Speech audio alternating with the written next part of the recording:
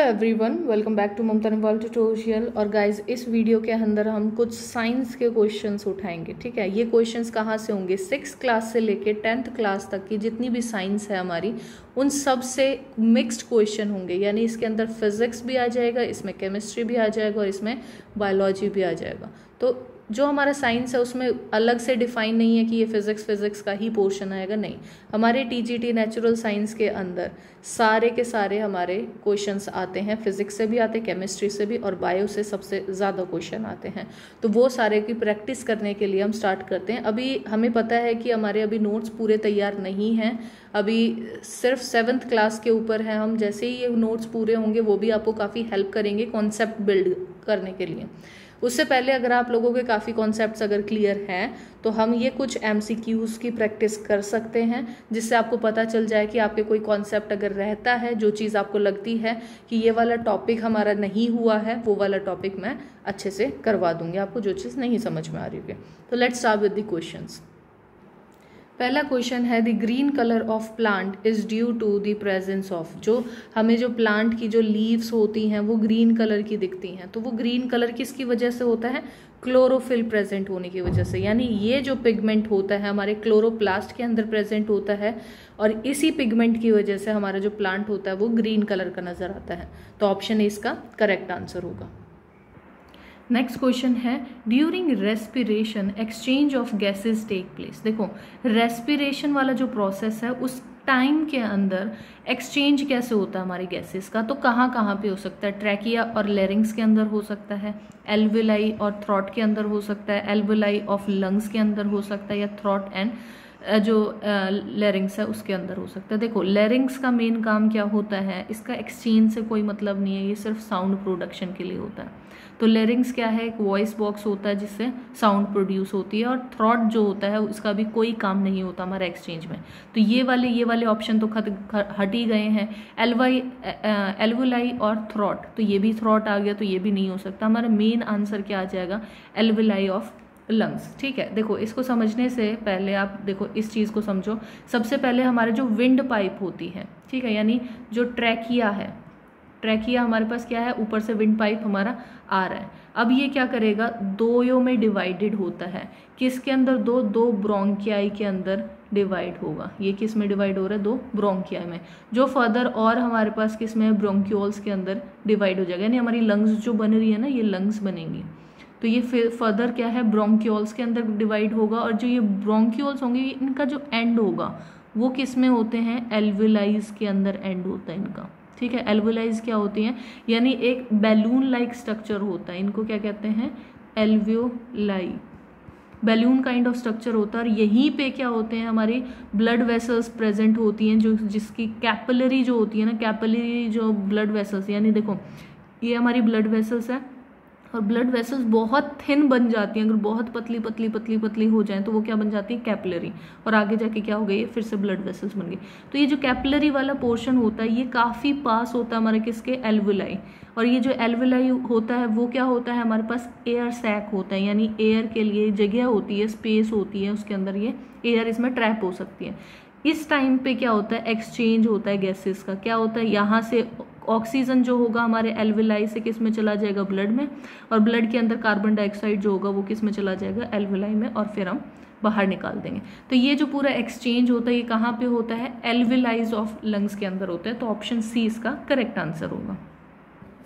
Next question देखते हैं, question number 3, the correct sequence of anaerobic reaction in yeast. ठीक है, ये चीज़ याद रखो, हम किसकी बात कर रहे हैं? यीस्ट की। यीस्ट और ह्यूमन के अंदर केसेस के अंदर दोनों में डिफरेंस है। तो यीस्ट का एनारोबिक रिएक्शन जो होगा वो अलग होता है, ह्यूमन के केस के अंदर ये अलग होता है। तो यीस्ट की बात की है तो कौन सा सीक्वेंस सही है ये पूछा गया। अब ये चीज़ देखो कभी भी हमारा एनारोबिक रेस्पिरेशन जो होता है वो माइटोकॉन्ड्रिया के अंदर नहीं होता। यानी इसके होने के लिए हमारे पास क्या होगा?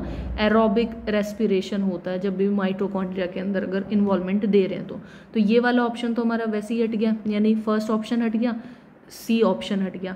अब देखो, हमेशा क्या है? एनारोबिक रेस्पिरेशन जब यीस्ट कर रहा है, यीस्ट जब भी करता है तो क्या निकालता है? इथेनॉल प्रोड्यूस करता है, और साथ में कुछ कार्बन डाइऑक्साइड रिलीज होती है। तो अब इथेनॉल कहाँ पे प्रोड्यूस हो रहा है, ये यहाँ पे हो रहा है, और कार्बन डाइऑक्साइड, यानी हमारे पास साइटोप्लाज्म में दोनों के दोनों चीज़ें हो रही हैं। ग्लूकोज जो हो रहा है वो टूट रहा है पायरुवेट में, और पायरुवेट जो होता है वो इथेनॉल और कार्बन डाइऑक्साइड में डिवाइड हो जाता है। तो this is the right option, option D is the correct one. Next question है, in which of the following vertebrate group heart does not pump oxygenated blood to the different part of the body. अब देखो जो heart है वो क्या नहीं कर रहा, पंप नहीं कर रहा ऑक्सीजनेटेड ब्लड। ऑक्सीजनेटेड ब्लड कौन सा होता है, यानी जो ऑक्सीजन रिच ब्लड होता है उसको हम ऑक्सीजनेटेड ब्लड करते हैं। तो नॉर्मली हमारा हार्ट क्या करता है, वही होता है, वो पंप करता है हमारा oxygenated blood to different part of body, और फिर जो डीऑक्सीजनेटेड होगा वो कहाँ पे चला जाएगा, लंग्स में चला जाएगा। तो ये हमारे पास क्या है, बॉडी के अंदर जा रहा है। तो क्या चीज़ है, नॉर्मली हमारा हार्ट, अगर ह्यूमन केस की बात करें तो हमारा हार्ट जो होगा वो क्या करता है, ऑक्सीजनेटेड ब्लड को हम बॉडी के अंदर लेके जाता है, और डीऑक्सीजनेटेड ब्लड कहाँ पे, लंग्स पे जाता है, जहाँ पे वो ऑक्सीजनेटेड हो जाता है। तो इसके लिए हमारे पास क्या होते हैं, 4 चैम्बर होते हैं अलग अलग, ठीक है, राइट और लेफ्ट, जिसमें एक ऑरिकल होगा, एक वेंट्रिकल, एक ऑरिकल, एक वेंट्रिकल। तो ये चारों के चारों चैम्बर होने की वजह से ही हमारे अलग अलग पंप कर पाता है ऑक्सीजनेटेड ब्लड एक साइड से और डीऑक्सीजनेटेड ब्लड दूसरी साइड से, क्योंकि हमारे पास 4 चैम्बर हैं। लेकिन जो पाइसेस होती हैं, यानी जो फिशेस होती हैं, उनके अंदर क्या होता है, उनका जो हार्ट होता है उसमें 2 ही चैम्बर लगे हुए होते हैं, यानी उसके पास क्या है, एक ऑरिकल है, ठीक है, और दूसरा हमारे पास क्या है, दूसरा वेंट्रिकल है। तो इनके पास अलग से कोई ऑप्शन नहीं होता कि ये ऑक्सीजनेटेड और डीऑक्सीजनेटेड अलग कर सकें, इसीलिए ये पाइसेस जो होती हैं उन्हीं का एक ऐसा हार्ट होता है जो कि पंप नहीं करता oxygenated blood to different part of the body. तो ऑप्शन डी जो आएगा इसका करेक्ट आंसर है। नेक्स्ट क्वेश्चन आता है question number 5, blood from superior vena cava flows into. तो ब्लड जो होता है वो फ्लो करता है सुपीरियर वेना केवा से। अब ये सुपीरियर वेना केवा कब आती है, जब हमारा हार्ट जो होता है उसके अंदर हमारे डीऑक्सीजनेटेड जो ब्लड होता है वो कहाँ जा रहा है। सुपीरियर वेना केवा क्या होता है, डीऑक्सीजनेटेड, यानी उसके अंदर ऑक्सीजन की कमी है, वो वाले को कहाँ पे लेके जाएगी, सबसे पहले कौन से एट्रियम के अंदर लेके जाती है, तो वो कौन सा होता है, राइट एट्रियम। तो सबसे पहले जो सुपीरियर वेना केवा जहाँ बॉडी होगी, बॉडी से लेके आ रही है सारा का सारा ब्लड, और वो किस में लेके जा रही है, हार्ट का जो राइट एट्रियम होगा वहाँ से, फिर वो वेंट्रिकल में जाएगा, और यहाँ से वो कहाँ जाएगा, लंग्स के अंदर, और फिर लंग्स से हमारे पास वापस आएगा, और यहाँ से हमारे पास किस में जाएगा, बॉडी के अंदर। तो इस हिसाब से हमारा पूरा सर्कुलेशन चलता है। तो इसका राइट आंसर आएगा option A, right atrium. Next question है question number 6, which is the first enzyme to mix with food in the digestive tract. तो जब भी डाइजेशन होता है हमारे डाइजेस्टिव ट्रैक के अंदर, तो सबसे पहले जो फूड होता है वो कौन से एंजाइम के साथ मिक्स होता है। तो सबसे पहले कौन सा होता है, यानी हमारे जो माउथ के अंदर सलाइवरी ग्लैंड प्रेजेंट होते हैं। ये सलाइवरी ग्लैंड क्या करते हैं, कुछ एक सिक्रीशन करते हैं, यानी जो एंजाइम सिक्रीट करते हैं उसको क्या कहते हैं, सलाइवरी अमाइलेज कहते हैं। इसका मेन काम क्या होता है सलाइवरी अमाइलेज का, कि ब्रेक डाउन करेगा ये जो हमारे पास जो कार्बोहाइड्रेट होगा, यानी जो स्टार्च होगा, स्टार्च को ब्रेक डाउन किस में कर देगा, शुगर के अंदर, यानी तोड़ने का काम करता है। तो स्टार्टिंग में हमारा जो डाइजेशन है वो स्टार्ट कहाँ से हो गया, हमारे माउथ से ही स्टार्ट हो गया है। तो सबसे पहले हमारे फूड के अंदर किसका डाइजेशन, कौन सा एंजाइम्स जाता है, वो होता है अमाइलेज, और स्पेसिफाई करें तो कौन सा होता है, सलाइवरी अमाइलेज। तो ऑप्शन सी इसका करेक्ट आंसर होगा। नेक्स्ट क्वेश्चन देखते हैं question number 7, in which part of the alimentary canal. Alimentary canal कौन सी होती है, यानी हमारा डाइजेस्टिव सिस्टम जो होता है उसी को एलिमेंट्री कैनाल कहते हैं। Food is finally digested. तो ऐसा कौन सा पार्ट है जहाँ पे फाइनल डाइजेशन होता है हमारे फूड का। जो स्टमक होता है वो क्या है, मेनली जो प्रोटीन होता है उनके डाइजेशन के लिए होता है, इनके डाइजेशन के लिए होता है, ठीक है। तो अब हमारे पास क्या चीज़ है, प्रोटीन तो डाइजेस्ट नहीं करना हमने, माउथ के अंदर हमारे पास क्या है, जो कार्बोहाइड्रेट है वो डाइजेस्ट होंगे।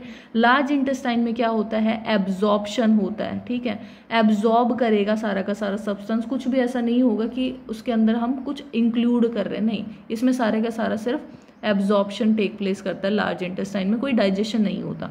स्मॉल इंटेस्टाइन एक ऐसा होता है जिसमें पार्शली जो प्रोटीन जो पार्शली डाइजेस्ट हुए हैं, अभी पूरे डाइजेस्ट नहीं हुए, वो भी हो जाएंगे। कार्बोहाइड्रेट भी अगर बच गया तो वो भी हो जाएगा, और बाकी हमारे जो फैटी एसिड्स वगैरह होते हैं वो भी मतलब जो हमारे लिपिड्स हैं वो भी फैटी एसिड में कन्वर्ट हो जाएंगे, ब्रेक डाउन हो जाएगा। तो फाइनल हमारा डाइजेशन जो होता है वो कहाँ पे कंप्लीट होता है, वो स्मॉल इंटेस्टाइन में। तो ऑप्शन डी इसका करेक्ट आंसर होगा। नेक्स्ट क्वेश्चन देखते हैं, question number 8, choose the correct path of urine in our body. जो यूरिन डिस्चार्ज होता है हमारी बॉडी से तो कौन से पाथ से होता है, क्या क्या जाता है। तो देखो पहले पाथ हम इसको पहले डिफाइन करते हैं। पहले हमारे पास क्या होता है, किडनी। तो सबसे पहले हमारे पास किडनी जो होगी वो क्या करेगी, फिल्ट्रेशन पूरा करेगी। अब ये जो फिल्टर्ड चीज होगी ये कहाँ पे जाएगी, हमारे पास यूरेटर के अंदर। किसके अंदर, यूरेटर के अंदर। अब यूरेटर जो होगा वो आगे जाके हमारे पास किसके अंदर कंबाइन होगा, यानी एक यूरेटर तो ये है, ऐसे ही हमारे पास क्या दूसरी किडनी भी होगी और दूसरी किडनी का भी हमारा यूरेटर आ रहा होगा। तो ये कंबाइन हमारे पास किस में होगा, यूरिनरी ब्लैडर के अंदर। इसको हम क्या कहेंगे, यूरिनरी ब्लैडर। मतलब यहाँ पे हमारा सारा स्टोरेज होगा, जितना भी फिल्टर होके इस किडनी से भी आएगा और इस किडनी से भी आएगा तो सारा का सारा फिल्टर कहाँ पे, यहाँ रुकेगा।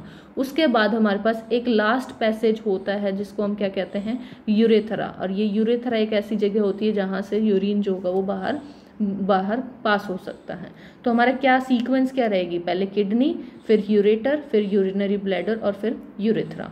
तो हमारा ऑप्शन जो सी आएगा वो करेक्ट आंसर आएगा, kidney, ureter, urinary bladder and urethra.